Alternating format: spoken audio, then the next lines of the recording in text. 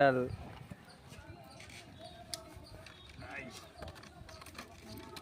இன்னைக்கு இது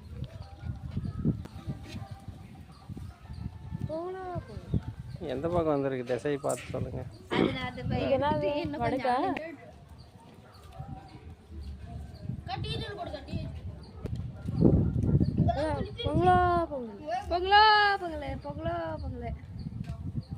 பால்லாம் வெளியே வருது. வருது வருது வருது.